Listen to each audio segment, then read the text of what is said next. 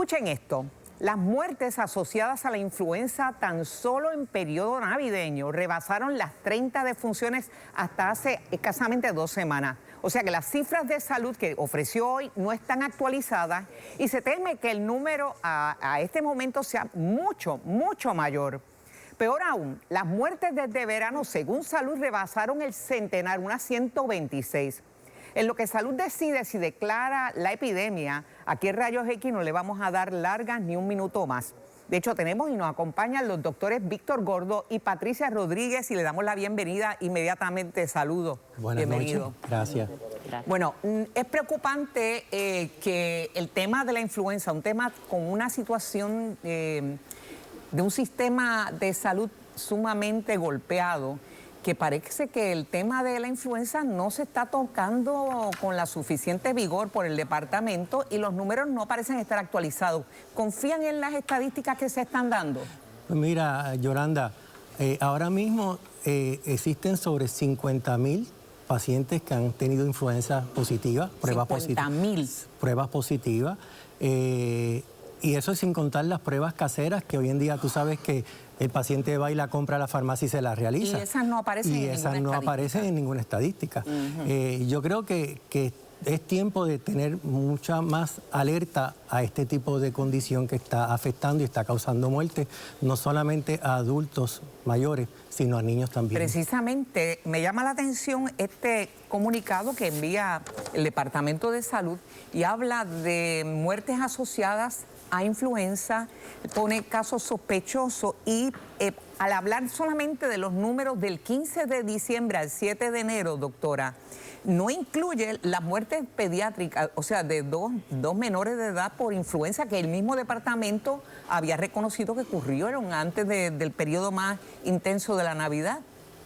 Sí, claro, ¿verdad? Esas son estadísticas de ese periodo de tiempo. Como esas muertes ocurrieron antes de eso, pues entonces están reportados dentro de las semanas que se reportaron al Departamento de Salud. Pero sí, se han reportado 2 pacientes pediátricos que fallecieron a raíz de complicaciones de influenza y tenemos que saber, ¿verdad?, la seriedad que es la influenza y hay que tomar las medidas preventivas para poder entonces tratar de evitar estas infecciones. Usted es infectóloga. Yo soy infectóloga pediátrica, sí. Que este tema obviamente es su tema. Exacto. ¿Cómo ha visto lo que llega a su oficina? ¿Cómo lo ha visto? ¿Verdad? Yo trabajo mucho en pacientes hospitalizados. Hemos visto definitivamente un alza en lo que son los pacientes que llegan, ¿verdad?, con diagnóstico de influenza, tanto influenza A como influenza B. Vemos que algunos de estos pacientes están requiriendo hospitalización porque están teniendo complicaciones y eso es lo que nosotros queremos evitar, ¿verdad? Queremos tratar de evitar lo que es el contagio de influenza y las hospitalizaciones y lo que son las complicaciones que pueden estar asociados a esto. Y es un tema, ¿verdad?, bastante serio y queremos, ¿verdad?, inculcarle a todo el mundo que tomen las medidas preventivas para tratar de evitar estas complicaciones. De hecho, doctor, por circunstancias personales en la familia, estuve metida prácticamente en un hospital, pues atendiendo un caso familiar y entonces observé la falta de camas porque es que se inundan las salas de emergencia. Y usted me dice que le preocupan los números. ¿Por dónde podríamos estar en términos de decesos? Bueno, si se habla de 126 desde verano para acá, como contabilizados por salud, monitoreados, y los 30 en 2 semanas, en 3 semanas, de diciembre 15 al 7 de enero. Yo creo que muchas veces cuando el médico llena un certificado de defunción no pone el nombre completo del diagnóstico, o sea, pone pulmonía, pero no pone si es una pulmonía causada por una influenza, si es por COVID, y en realidad muchas veces esa información no llega al registro demográfico. Por tal motivo yo considero que por lo menos en mi institución hemos tenido más problemas en pacientes de mortalidad por influenza. Hay una preocupación y es que la fiesta de la San Sebastián obviamente es multitudinaria y sumado a eso habían como 7 cruceros en los muelles de San Juan. Y hay una influenza en Europa que hay una preocupación de que ya está en Puerto Rico. Y esto, aunque no es exactamente lo del COVID, pero no hay duda de que es preocupante. ¿Ustedes han tenido algún caso sospechoso de una influenza distinta a la que comúnmente ataca para estas fechas? ¿Verdad? Los síntomas que están reportando con la influenza de Europa son bastante similares, ¿verdad? A lo que está la influenza que tenemos aquí en Puerto Rico. ¿Y qué diferenciaría? Saber. La diferencia es que se está contagiando como más rápido. No se ha visto que ha habido un aumento en lo que es la mortalidad, la morbilidad y las complicaciones, pero sí que como que se propaga más rápido. Con esa influenza que es la europea. Correcto. Y entonces pregunto, porque esto es la fiesta de San Sebastián. Las fiestas culminaron ahora el domingo, estamos hoy a martes. ¿Qué periodo de incubación puede haber como para que se empiece a registrar el impacto de eso? Bueno, normalmente puede estar hasta 7 días, pero normalmente lo podemos ver entre el segundo y tercer día de la exposición. Segundo y tercer día, o sea que ya debería haber personas que entre hoy y mañana, síntomas.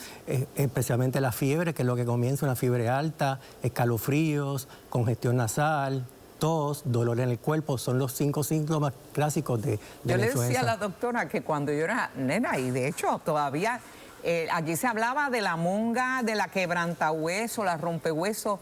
¿Esto es lo que realmente es la influenza que va cambiando, mutando en estos periodos? La influenza se conoce como la gripe, ¿verdad? También, pero también tenemos el catarro común, que es muy diferente y los síntomas no son tan severos como la influenza.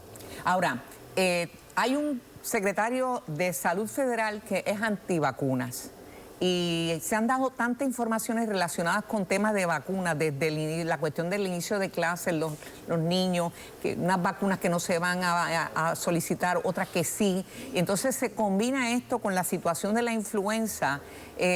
¿Cuál es el mensaje? Porque de verdad es confuso a nivel salubrista. Y eso es muy importante y me alegro mucho que traiga eso porque hay mensajes que son mixtos, ¿verdad?, que están saliendo y es importante aclarar que las vacunas son seguras, que hay una ciencia y estudios médicos sólidos detrás de la seguridad y la eficacia de las vacunas, o sea, funcionan.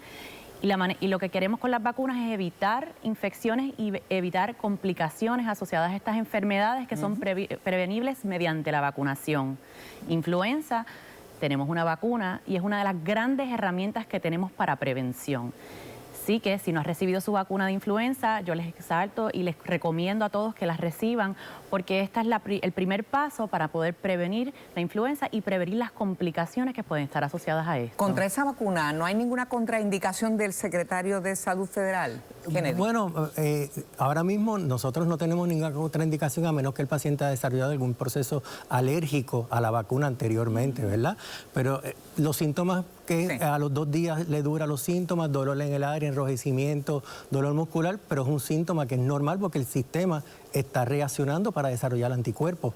Y se han dicho muchísimas condiciones neurológicas que pueden afectar la vacuna. Eso todavía no es realidad, no se ha dicho con certeza que si esto es cierto o es falso. Yo quería, o sea, usualmente cuando mucha gente detesta estar en las salas de emergencia, ¿verdad? Y los fines de semana no les gusta estar en la sala de emergencia. Hay también todavía médicos que están de vacaciones, muchos laboratorios que están recuperándose del periodo de navideño y entonces hay mucha congestión de solicitudes de información o de pruebas, ¿no? ¿Qué es lo que recomendaría a una persona que sienta, ¿verdad?, lo que parecería ser un catarro pero que no está seguro si es influenza? Los síntomas de influenza son un poco diferentes al catarro, como el doctor mencionó, dan como más de repente. ¿Son más intensos? Sí, son más intensos, dan de repente, usualmente tienen fiebre, aunque no todos los pacientes que tienen influenza le da fiebre, pero da este cansancio, este dolor muscular, esta congestión nasal, tos, y que comienza de repente. Esto es algo bien característico de la influenza. ¿Qué consejo daría, por ejemplo, a médicos, ¿verdad? Porque usted dice que clasifican una situación como neumonía, si en caso de función, pero ¿cómo saber para que las estadísticas vayan acorde con el mensaje que debe dar el Estado? Siempre hay que identificar la pulmonía que la causó y que causó la muerte. Y en realidad eso nos ayuda en realidad a tomar unas estadísticas verdaderas en nuestro sistema de salud. Y ya deberíamos salir de lo de vigilancia y asumir que estamos en una epidemia. Yo creo que con la cantidad que hemos tenido ahora mismo, yo creo que sí. O sea que el secretario de Salud opina lo mismo. Debe pisar un poquito el acelerador en cuanto a esto, porque obviamente los laboratorios están mucho de vacaciones, a lo mejor las cifras no van a estar actualizadas. Y como te dije, las pruebas muchas veces las compramos en farmacias, no las hacemos y no registran. Y un dato bien importante, que hay tratamiento para la influenza. Sí. O sea, si la diagnosticamos temprano, en las primeras 24 o 48 horas, podemos darle un tratamiento antiviral que nos ayuda a reducir los síntomas de ese paciente. Tratamiento antiviral, y sobre todo los niños que se les hace bien difícil explicar lo que tienen. Me imagino que tan pronto una fiebrecita, inmediatamente ir al pediatra.